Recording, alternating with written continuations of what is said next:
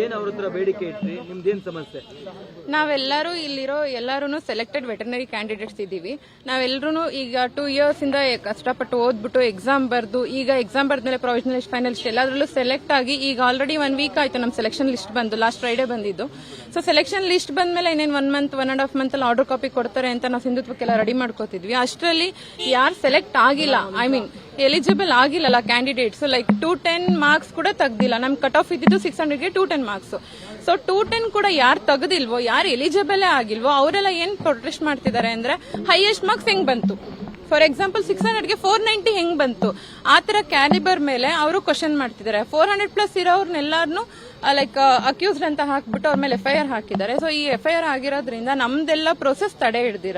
ಮತ್ತೆ ನಾವು KPSC ಕೂಡ ಈ ಇಶ್ಯೂ ಇದಾದಾಗ 1 week ಇಂಟರ್ನಲ್ ಕಮಿಟಿ ಫಾರ್ಮ್ ಮಾಡಿಬಿಟ್ಟು ನಮಗೆ ರಿಪೋರ್ಟ್ ಕೊಡ್ತೀವಿ ಅಂತ ಹೇಳಿದ್ರು. ಹಾಗಾಗಿ ನಾವು ಇಷ್ಟು ದಿನ ಏನು ಮೀಡಿಯಾ ಮುಂದೆ ಬರೋದಾಗ್ಲಿ ಬೇರೆ ಏನೂ ಮಾಡಿರ್ಲಿಲ್ಲ. ಹಂಗಾಗಿ ಈಗ ಎಲ್ಲದು ಪ್ರೋಸೆಸ್ CIDಗೂ ಕೊಟ್ಟಿದ್ದಾಯ್ತು, ಎಲ್ಲ ಆಗಿದೆ. ಹಾಗಾಗಿ ನಮಗೂ ಕೂಡ ಪ್ರೋಸೆಸ್ ಲೇಟ್ ಆಗ್ತಿದೆ. ಈಗ ಏನ್ ನಾವ್ ಇನ್ನೊಂದು 1.5 month ಅಲ್ಲಿ ನಾವು ಗವರ್ಮೆಂಟ್ ಜಾಬ್ ಆಯ್ತು, ನಮ್ದು ವೆಟರ್ನರಿ ಆಫೀಸರ್ ಸೆಲೆಕ್ಷನ್ ಆಯ್ತು, ನಾವು ಎಲ್ಲ ಸೇಫ್ ಆಗ್ತೀವಿ, ಸೆಟಲ್ ಆಗ್ತೀವಿ ಅಂತ ಇರುವಾಗ ಮತ್ತೆ CID ತನಿಖೆ ಆಗಿ ಅದು ತುಂಬಾ ಲ್ಯಾಗ್ ಆಗಿ ಈಗ ಅದೆಷ್ಟು ದಿನ ಆದ್ರೂ ಆಗ್ಬೋದು. ಫಾರ್ ಎಕ್ಸಾಂಪಲ್ 6 months ಆದ್ರೂ ಆಗ್ಬೋದು, 1 year ಆದ್ರೂ ಆಗ್ಬೋದು, 2 years ಆದ್ರೂ ಆಗ್ಬೋದು. ಹಂಗೆಲ್ಲ ನಮ್ದು ಈಗ ಎಲಿಜಿಬಲ್ ಕ್ಯಾಂಡಿಡೇಟ್ ಆಗಿ ನಾವು ಸೆಲೆಕ್ಟ್ ಆಗಿ ಕೂಡ ನಮ್ಮ ಪ್ರಯತ್ನ ಕೂಡ ವ್ಯರ್ಥ ಆಗ್ತಿದೆ. ಬಿಕಾಸ್ ಒಬ್ರು ಯಾರೋ ಹಿಂಗ್ ಮಾಡಿದ್ರು ಅಂತ ಹೇಳ್ಬಿಟ್ಟು ಈ ಎಲ್ಲಾರ್ಗು ಅನ್ಯಾಯ ಆಗ್ತಿದೆ. ಸೊ ನಾವ್ ಇಲ್ಲಿ ಎಲ್ಲ ಸೇರಿರೋದೇನು, ಯಾರ್ಯಾರು ಎಲಿಜಿಬಲ್ ಕ್ಯಾಂಡಿಡೇಟ್ಸ್ ಇದೀವಿ, ಸೆಲೆಕ್ಟೆಡ್ ಆಗಿದ್ದೀವಿ ಕ್ಯಾಂಡಿಡೇಟ್ಸ್, ನಮ್ಗೆಲ್ಲ ನ್ಯಾಯ ಬೇಕು. ನಮ್ಗೆಲ್ಲ ಆದಷ್ಟು ಬೇಗ ತನಿಖೆ ಆಗಿ ಆರೋಪ ಇರೋದು. ಈಗ ಆಲ್ರೆಡಿ ಸೆಲೆಕ್ಟ್ ಆಗಿರೋ ಎಲ್ಲರೂ ಕೂಡ 80 ಲಕ್ಷ ಕೊಟ್ಟಿದ್ದಾರೆ ಅನ್ನೋ ರೀತಿಯಲ್ಲಿ ಕೆಲವೊಬ್ರು ಆರೋಪ ಮಾಡಿದ್ದಾರೆ. ಆರೋಪ ಮಾಡಿರೋರ್ಗೆ ಏನ್ ಹೇಳ್ತೀರಿ ಸರ್? ಆರೋಪ ಮಾಡಿರೋರ್ಗೆ ಏನ್ ಹೇಳೋದು ಅಂದ್ರೆ, ನಾವು ರೈತರ ಕುಟುಂಬದಿಂದ ಬಂದಿರೋರು, ನಾವು ಅಪ್ಪನೂ ರೈತರೆ. ನಾವೆಲ್ಲ ಆಲ್ಮೋಸ್ಟ್ ವೆಟರ್ನರಿ ಇಲ್ಲಿ ಏನಿದೆ ಅಂದ್ರೆ ಲೈಕ್ 50% ಅಗ್ರಿಕಲ್ಚರ್ ಕೋಟಾ ಇರುತ್ತೆ. ಅಗ್ರಿಕಲ್ಚರ್ ಕೋಟಾ ಯಾರಿಗೆ ಕೊಡ್ತಾರೆ? ಫಾರ್ಮರ್ ಮಕ್ಳಿಗೆ ಮಾತ್ರ ಕೊಡಕ್ ಸಾಧ್ಯ.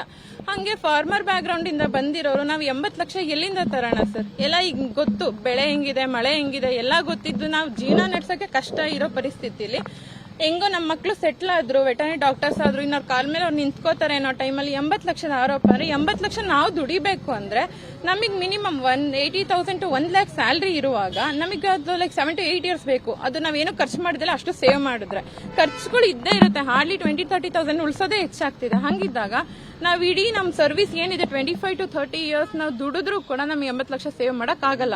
ಹಂಗಿದ್ದಾಗ 80 ಲಕ್ಷ ಆರೋಪ ಹೆಂಗ್ ಸರ್ ನಾವು ಸ್ವೀಕರಿಸೋಣ? ಸ್ವಲ್ಪ ಅದ್ರಲ್ಲೂ ಲಾಜಿಕ್ ಇರ್ಬೇಕು. ಅವ್ರು ಮಾತಾಡ್ಬೇಕಾದ್ರೆ 400 ಪೋಸ್ಟ್ ಕರೆದಿದ್ರು. ಈಗ ಜಸ್ಟ್ ನಾವು ಫಿಲ್ ಆಗಿರೋದು 329 ಮೆಂಬರ್ಸ್ ಮಾತ್ರ. ಅದ್ರಲ್ಲೂ 71 ಬ್ಯಾಕ್ಲಾಗ್ ಉಳಿದಿದೆ. ಸೊ ಬ್ಯಾಕ್ಲಾಗ್ ಉಳಿದಿದೆ ಅಂದ್ರೆ ಏನ್ ಅರ್ಥ? ದ ಕ್ಯಾಂಡಿಡೇಟ್ಸ್ ಏನ್ ಯಾರಿದ್ದಾರೆ 210 marks ಕೂಡ ಕ್ರಾಸ್ ಮಾಡಿಲ್ಲ. ಮಾಡ್ಬೇಕಿತ್ತಲ್ವಾ? 210 ಎಲಿಜಿಬಿಲಿಟಿ ಲಿಸ್ಟ್ ಇದ್ದಾಗ 210 marks ಅವ್ರು ತೆಗಿದಲ್ಲೇ ಇದ್ದಾಗ ಅವ್ರು ಅದ್ರಲ್ಲಿ ವಿಫಲರಾಗಿ ಈಗ ನಮ್ಮ ಮೇಲೆ ನಾವೆಲ್ಲ ಮಾಡಿ ಸೆಲೆಕ್ಟ್ ಆಗಿರೋ ಕ್ಯಾಂಡಿಡೇಟ್ಸ್ ಮೇಲೆಲ್ಲ ಆರೋಪ ಮಾಡ್ತಿದ್ದಾರೆ. ತನಿಖೆ ನಡುವೆನೇ ಷರತ್ತುಬದ್ಧ ನೇಮಕಾತಿ ಮಾಡ್ಕೊಳ್ಬೇಕು ಅಂತ. ಹೌದು ಸರ್, ಹೌದು. ಯಾಕಂದ್ರೆ ಈಗ ನ್ಯಾಯವಾಗಿ ಮಾಡಿರೋರ್ಗೆ ಯಾಕೆ ಅನ್ಯಾಯ ಆಗ್ಬೇಕು? ನಮಗೂ ಸಿಗ್ಲಿ, ನಾವು ಬೇಗ ಹೋದ್ರೆ ನಮಗೂ ಎಕ್ಸ್ಪೀರಿಯನ್ಸ್ ಆಗುತ್ತೆ. ಈಗ ತನಿಖೆ ಆಗುತ್ತೆ ಅಂತ ತುಂಬಾ ಡ್ರ್ಯಾಗ್ ಆಗೋದ್ರೆ ನಾವೇನ್ ಮಾಡ್ಬೇಕು? ಅಷ್ಟು ವರ್ಷ ನಮ್ಗೆ ಎಕ್ಸ್ಪೀರಿಯನ್ಸ್ ವೇಸ್ಟ್. ಮತ್ತೀಗ ಗವರ್ಮೆಂಟ್ ಜಾಬ್ ಅಂತಾನೆ ನಾವು ತುಂಬಾ ವರ್ಷದಿಂದ ಕಷ್ಟಪಡ್ತಿದೀವಿ. ನಮ್ ಡಿಪಾರ್ಟ್ಮೆಂಟ್ ಅಲ್ಲಿ 9 years ಆಯ್ತು ರಿಕ್ರೂಟ್ಮೆಂಟ್ ಆಗಿ, ಇನ್ನೂ ಏನೂ ಆಗಿಲ್ಲ. 9 years ಅಲ್ಲಿ ಮುಂಚೆ ನಮ್ದು ಹೆಂಗಿತ್ತಂದ್ರೆ ಡೈರೆಕ್ಟ್ ರಿಕ್ರೂಟ್ಮೆಂಟ್ ಇತ್ತು. ಡೈರೆಕ್ಟ್ ರಿಕ್ರೂಟ್ಮೆಂಟ್ ಅಂದ್ರೆ ಜಸ್ಟ್ CGPA ಮೇಲೆ. ಸೊ ಅವಾಗ ಏನ್ ಮಾಡಿದ್ರು, ಯಾರು CGPA ಕಮ್ಮಿ ಇರುತ್ತಲ್ಲ ಅವರು ನಾವು ತಗೋತೀವಿ ಎಕ್ಸಾಮ್ ಬರ್ದು ಅಂತ KPSC ಕೊಟ್ರು. ಈ KPSC ಅವ್ರು ಎಕ್ಸಾಮ್ ಮಾಡಿದ್ರೆ ಇದ್ರಲ್ಲೂ ಅವ್ರು ಬಂದ್ಬಿಟ್ಟು ನಾವು ಸೆಲೆಕ್ಟ್ ಆಗಿಲ್ಲ ಅಂತೇಳಿ ಸೆಲೆಕ್ಟ್ ಆಗಿರೋರ್ ಮೇಲೆ ಆರೋಪ ಮಾಡಿದ್ರೆ ಮತ್ತು ನಮ್ಗೆ ಅನ್ಯಾಯ. ಅದು ಸಿಗುತ್ತೆ ಅಂತ ನಾವು ಯಾವ ಕಡೆನೂ ಫೋಕಸ್ ಮಾಡಕ್ ಆಗ್ತಿಲ್ಲ. ಈಗ ಫಾರ್ ಎಕ್ಸಾಂಪಲ್ ಕೆಲವೊಬ್ರೆಲ್ಲ ನಾವು ಪ್ರೈವೇಟ್ ಅಲ್ಲಿ ಎಸ್ಟಾಬ್ಲಿಷ್ ಆಗ್ತೀವಿ ಅಂತಾರೆ, ನಮ್ಗೆ ಅಲ್ಲೂ ಹೋಗಕ್ ಆಗ್ತಿಲ್ಲ. ಬಿಕಾಸ್ ಗೌರ್ಮೆಂಟ್ ಜಾಬ್ ಸಿಗುತ್ತೆ ಅಂತ ಇದೇ ಉದ್ದೇಶದಿಂದ ಕಾಯ್ಕೊಂಡು ಕೂತಿದ್ದು ಈಗ ಇದು ಇಲ್ಲ ಅದು ಇಲ್ಲ ಅಂದ್ರೆ ಒಂಥರ ನಮ್ಗೆ ಅಡ್ಗೋಡ ಮೇಲೆ ದೀಪ ಇಟ್ಟಂಗೆ ತ್ರಿಶಂಕು ಸ್ಥಿತಿಯಲ್ಲಿ ಇದೀವಿ ನಾವು. ಸೊ ನಮ್ಗೆಲ್ಲರಿಗೂ ನ್ಯಾಯ ಬೇಕು ಸರ್. ನನ್ನ ಹೆಸರು ಡಾಕ್ಟರ್ ಪೂಜಾ ಅಂತ. ನಮ್ದು ರಿಕ್ವೆಸ್ಟ್ ಏನೂ ಇಲ್ಲ. ಇವಾಗ ಏನು ತನಿಖೆ ಮಾಡ್ಬೇಕು ಅಂತಿದ್ದಾರೆ, ತನಿಖೆ ಮಾಡ್ಲಿ. ಅದಕ್ಕೆ ನಮ್ ಏನ್ ಅಪೋಸಿಷನ್ ಇಲ್ಲ. ಯಾಕಂದ್ರೆ ನಾವು ಕ್ಲೀನ್ ಇದೀವಿ, ಅದು ನಮಗ್ ಗೊತ್ತು. ಅವ್ರು ತನಿಖೆ ಮಾಡ್ಲಿ.